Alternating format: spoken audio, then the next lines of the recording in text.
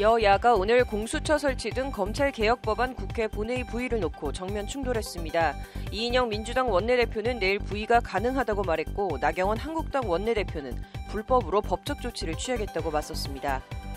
국방부가 부대 상급자의 비리와 갑질을 신고한 현역 소령을 군 공익신고자로 인정했습니다. 군 내에서 공익신고자가 인정된 건 이번이 처음입니다. 국회에서 오늘 범죄자 DNA 채취법 개정 토론회가 열렸습니다. 헌재 헌법 불합치 결정에 따라 올해 말까지 DNA법 개정안이 마련되지 않으면 법안은 효력을 상실합니다. 버스 안에서 몸에 딱 붙는 레깅스를 입은 여성의 엉덩이 등을 촬영한 남성에 대해 성폭력 처벌법 몰카 촬영 무죄 판결이 나와 논란이 일고 있습니다. 법적 쟁점을 집중 취재했습니다. 10월 28일 법률방송 로투데이 시작하겠습니다. 첫 소식입니다. 버스 안에서 몸에 꼭 달라붙어 몸의 굴곡이 드러나는 레깅스를 입고 있는 여성의 하반신을 휴대폰으로 몰래 촬영했습니다. 성폭력 범죄의 처벌 등에 관한 특례법 위반 카메라 등 이용 촬영, 몰카 혐의로 기소된 남성이 1심에선 유죄를 선고받았는데 항소심에선 무죄를 선고받았습니다. 어떻게 봐야 할까요? 이슈플러스 장한지 기자입니다. A씨는 지난해 버스를 타고 가다 하차하려고 출입문 앞에 서 있는 B씨의 엉덩이가 포함된 하반신을 휴대폰 카메라로 몰래 촬영하다 현장에서 붙잡혔습니다.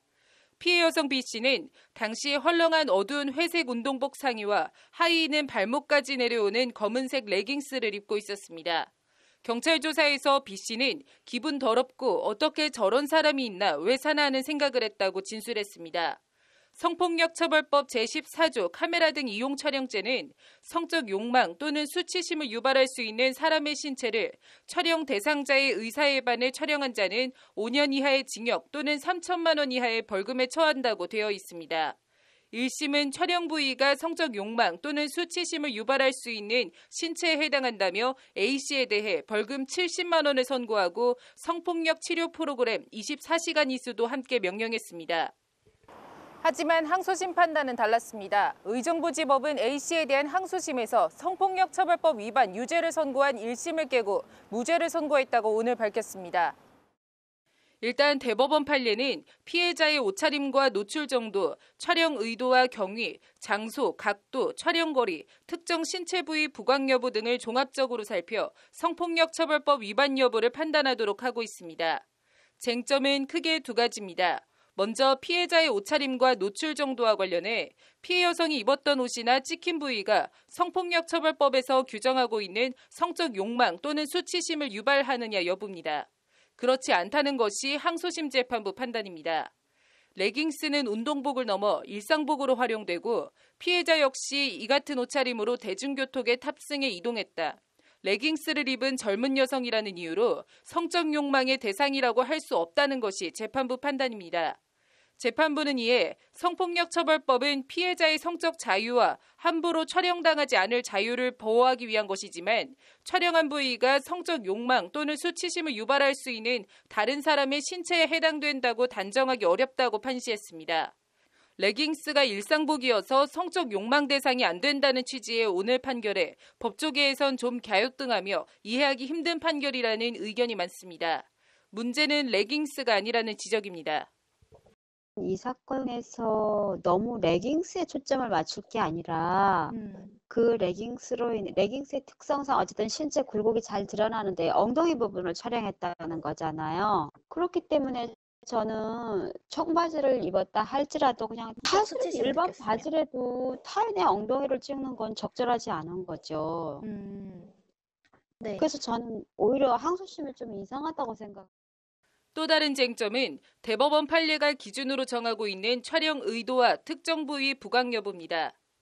이에 대해서도 항소심은 피고인이 피해자의 뒤에서 몰래 촬영했지만 특별한 각도나 특수한 방법이 아닌 사람의 시야에 통상적으로 비춰지는 부분을 그대로 촬영했다며 성폭력처벌법 몰카 혐의에 대해 무죄로 판단했습니다.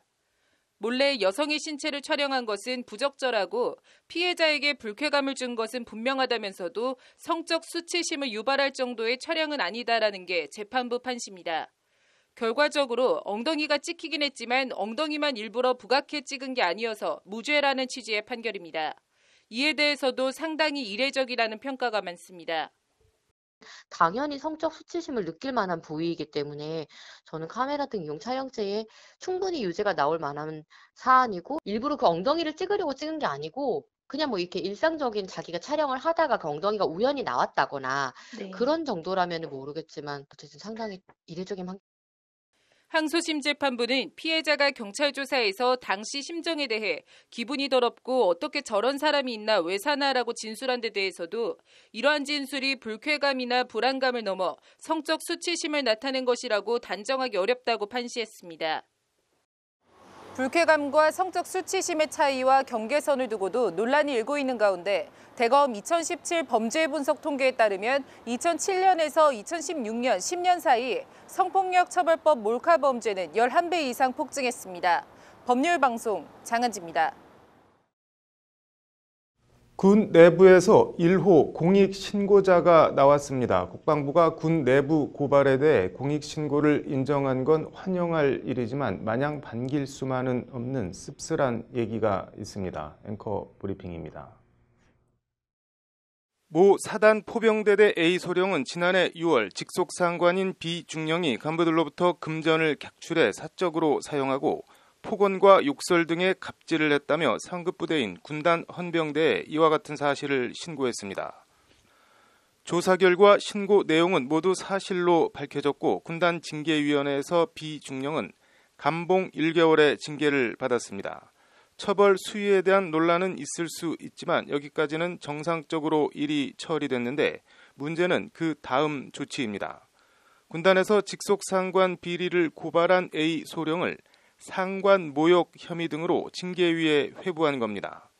군형법 제64조 상관 모욕 조항은 문서를 공시하거나 그 밖에 공연한 방법으로 상관을 모욕한 사람이나 공연히 사실을 적시하여 상관의 명예를 훼손한 사람은 3년 이하의 징역이나 금고에 처한다고 되어 있습니다. 벌금형은 없습니다. 비리를 저지른 중령은 감봉 1개월을 받았는데 비리를 신고한 소령은 징역형에 처해질 수 있는 황당한 상황을 군 스스로 연출한 겁니다.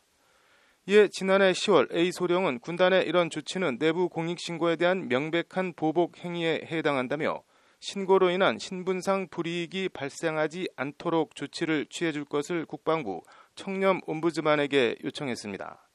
요청을 받은 옴부즈만이 조사를 해보니 A 소령은 실제 내부 공익신고를 이유로 휴가 복귀 지시와 무보직 대기발령 조치를 받고 상관 모욕, 군형법 위반 혐의로 징계 절차를 밟고 있었습니다. 이에 옴부즈만은 A 소령에 대한 징계 절차를 철회하고 내부 공익신고자 보호 취지에 맞게 표창을 실시할 것을 국방부에 권고했습니다. 옴부즈만은 아울러 A 소령에 대해 불이익 조치를 한 법령 위반자에 대한 처벌과 군 내부 공익신고자에 대한 철저한 보호와 부패 공익신고 활성화 조치 등도 함께 권고했습니다.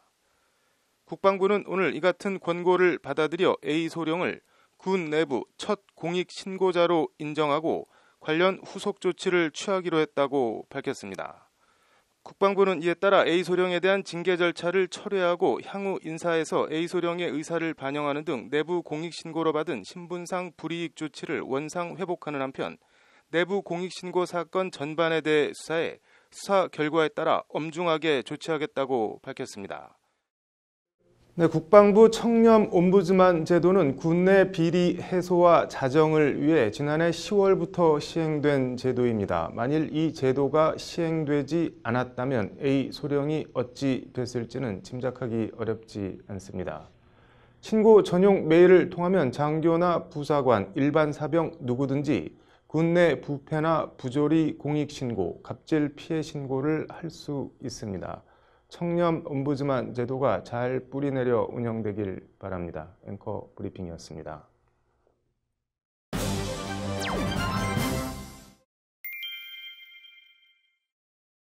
여야가 패스트 트랙으로 지정된 공수처 법안 본회의 부의 시기를 놓고 정면 충돌했습니다. 더불어민주당 이인영, 자유한국당 나경원, 바른미래당 오신환 원내대표는 오늘 문희상 국회의장 주재로 회동을 했지만 신경전을 벌이며 이견만 재확인했습니다.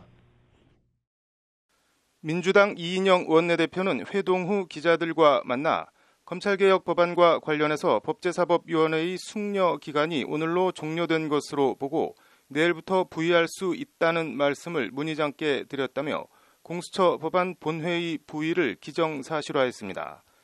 한국당 나경원 원내대표는 내일 부의는 불법임을 명확히 말씀드렸다. 안 그래도 패스트트랙의 모든 절차가 불법과 무효로 점철돼 있다.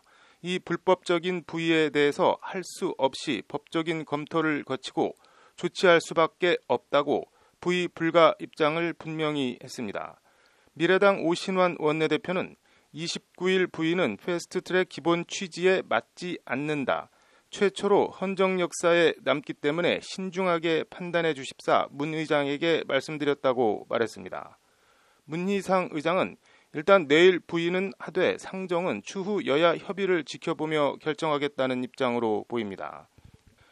문 의장은 실무진이나 주변의 많은 사람들이 29일 부의가 된다고 한다. 이것은 내가 알아서 할 문제다고 말한 것으로 전해졌습니다. 문 의장은 법조계 등 각계 전문가의 두루 법안 부의와 관련해 자문한 결과를 보고받고 29일 법안 부의에는 법률적 하자가 없다는 결론을 내린 것으로 알려졌습니다. 한편 오늘 회동에선 사진 촬영을 할 때 문 의장이 나 원내대표에게 이 원내대표와의 악수를 권하자 나 원내대표가 손을 잡아서 뭐해요? 라고 말하는 등 회담 시작 전부터 신경전을 벌였습니다. 문 의장은 사진 한번 찍어야지 손 안 잡으면 또 삐쳤다고 한다며 분위기 전환을 유도했지만 사진 촬영 뒤엔 이 원내대표가 오늘 자신의 교섭단체 대표연설 현장에서 한국당 의원들이 남 탓하지 말라며 고성을 지른 것과 연관해 한국당 이만희 원내대변인에게 소리 안 질러 주셔서 고맙다고 말하는 장면이 포착되는 등 시종냉냉했습니다. 네, 오늘 국회에선 헌재에서 헌법 불합치 결정이 난 범죄자 DNA 채취법에 대한 토론회가 열렸습니다. 로인사이드 신세아 기자와 얘기해 보겠습니다. 신 기자, 일단 DNA법이 생겨나게 된 배경부터 좀 다시 볼까요? 네, 이 법안의 정식 명칭은 네. DNA 신원 확인 정보의 이용 및 보호에 관한 법률입니다. 네. 이 DNA법은 지난 2008년에 초등학교 여자아이를 이제 상대로 엽기적인 성폭행을 저질렀던 이제 조두순 사건 이후에 범죄 예방과 이제 신속한 수사를 위해서 재범 위험이 높은 이 강력 범죄자의 DNA를 확보해야 한다라는 공감대가 이제 형성이 되면서 2010년 7월에 제정이 됐습니다. 네. 최근 30여 년 만에 이 화성 연쇄살인 사건 유력 용의자로 이춘재를 이제 특정하게 된 것도 네. 이 DNA법에 따라 채취된 DNA가 결정적인 역할을 한 건데요. 네. 이런 좀 순기능에도 불구하고 인권 침해 등 여러 논란이 있어서 헌재에서 이제 헌법 불합치 결정을 받았고 네. 이에 국회 법제사법위원회 소속 박주민 의원과 서울지방변호사의 민병 등 공동 주최로 오늘 토론회가 열렸습니다. 네. 네, 헌재 헌법 불합치 결정 취지도 좀 다시 볼까요? 수사기관이 이제 마음만 먹으면 특정인의 DNA를 채취할 수 있는 그런 구조인데요. 네. 강력범죄를 억제하려 한다는 제정 취지와 다르게 집회시위 참가자나 노동조합 활동가들의 DNA를 강제로 채취하고 보관하면서 이를 남용하는 사례가 발생했다는 게 오늘 토론회를 주최한 박주민 의원의 말입니다. 네. 그래서 이런 점들을 들어서 이제 헌재는 의견 진술이나 불복 절차가 없는 이런 DNA법에 대해서 지난해 9월 DNA법 8조가 과잉 금지 원칙을 위반해서 네. 재판 청구권 등 기본권을 침해한다면서 헌법 불합치 결정을 내린 겁니다. 네. 그래서 이에 따라 올해 말까지 이제 개정안이 마련되지 않으면 이 DNA법은 이제 올해 이제 효력을 상실하게 되고요. 강력 범죄자들 DNA도 더 이상 채취할 수 없게 됩니다. 이게 뭐 시간이 얼마 없는 것 같은데 오늘 토론회에서는 어떤 방안들이 제시됐나요? 일단 오늘 토론회 참가자들은 네. 이제 현행 DNA법이 수사기관에 편의적으로 과도한 이 DNA 수집을 가능하게 한다는 점에서 개정 필요성에는 모두들 공감을 했습니다. 네. 이제 강론으로 들어가면 DNA법 5조와 8조를 중심으로 이제 좀 개정안이 마련되어야 하는 것 아니냐라는 지적이 나왔는데요. 네. 일단은 DNA법 5조를 보면 수용인 등으로부터 DNA 감식 시료 채취 조항은 특정 범죄의 형의 선고나 보호관찰 명령, 치료 감호 선고, 보호 처분 결정 등을 받은 사람들로부터 이 DNA 감식 시료를 채취할 수 있다라고 이렇게 되어 있습니다. 네. 근데 여기에 이 같은 처분을 받은 사람들 가운데 재범의 위험성이 있는 사람으로부터 DNA 감식 시료를 채취할 수 있다라고 재범의 위험성을 추가로 이제 삽입해야 한다는 것이 발제를 맡은 이혜정 법무법인 동아 변호사의 말입니다. 이게 재범의 위험성 이 6글자를 넣고 안 넣고가 어떤 차이가 있는 건가요? 네, DNA법의 입법 목적이 장래의 범죄 수사 및 형사 소추를 위해 미리 특정인으로부터 채취하는 것인데 그 특정인이 장래에도 동종범죄를 다시 범할 개연성이 있는지 재범의 위험성 유무에 대해서는 개별적으로 판단해야 한다는 게 이혜정 변호사의 설명입니다. 네. 네, 쉽게 말해서 이 현행법은 강간이라고 한다면 네. 강간죄 유죄 판결을 받은 모든 범죄자에 대해서 또 같은 범죄를 저지르겠지 하는 이제 전제 하에 모두 이제 DNA를 채취할 수 있도록 하고 있는 건데요. 네. 아무리 강간 범죄자라고 하더라도 이제 사건 경위나 죄질 등을 구체적으로 따져서 재범 위험성이 있는 사람에 한해서 이제 개별적으로 DNA를 채취할 수 네. 있도록 하자. 이제 그래서 헌재가 지적한 이런 과잉 금지 원칙 위배 소지를 좀 해소하자 이런 취지입니다. 네. DNA법 8조 관련해서는 어떤 말들이 나왔나요? 일단은 DNA법 8조 1항은 네. 검사는 관할 법원 판사에게 청구하여 발부받은 영장에 의해서 DNA 감식 시료를 채취할 수 있다라고 되어 있는데요. 네. 이제 여기에 채취 대상자의 직업과 환경, 당해 범행 이전의 행적, 그 범행의 동기, 수단, 범행 후의 정황, 개전 예정 등을 종합적으로 고려해서 재범의 위험성이 있을 때에는 관할 지방법원 판사에게 영장을 청구해서 DNA 감식 시료를 채취할 수 있다라고 바꾸자는 제안입니다. 네. 그러니까 앞서 언급한 그 재범의 위험성을 이제 따지는 조건을 구체적으로 명시를 한 건데요. 네. 아울러서 법 8조 3항은 채취 대상자가 동의하는 경우에는 영장 없이 DNA 감식 시료를 채취할 수 있다라는 조항을 삭제를 해서 네. 영장주의 위배라는 이런 위헌 소지도 좀 해소해야 한다라는 제언도 나왔습니다. 네. 그래서 관할 지방법원 판사가 발부하는 영장에 대해 현행법엔 실질적인 요건에 대해 아무런 규정도 두고 있지 않아 DNA 채취 적절성 여부에 대해 실질적인 심사를 통해 수사기관의 강제 처분을 통제할 가능성이 없다. 이를 개선해야 한다라는 게 발제를 맡은 이상희 법무법인 지향 변호사의 지적입니다. 네. 또 나아가서 이 채취 대상자로 하여금 영장 절차에서 이제 의견을 진술하는 등 이 네. 영장 발부 과정에 참여를 해서 자신의 의견을 이제 진술할 수 있는 기회를 좀 절차적으로 보장해줘야지 않겠냐라는 의견이 나오기도 했고요. 네. 이렇게 단순히 뭐 절차적인 규정을 보완하는 데 그칠 게 아니라 이제 해당 법의 뭐 법적 성격 그리고 인권 침해의 중대성을 고려해서 법원의 실질적 통제와 인권 보장이 충분히 이루어지도록 명문화해야 된다라는 게 참석자들의 공통된 네. 인식입니다. 올해 말이면 이제 2달 남았는데 합리적으로 개정안이 조속히 마련돼야겠네요. 오늘 잘 들었습니다. 네, 오늘 준비한 소식은 여기까지입니다. 시청해 주셔서 감사합니다.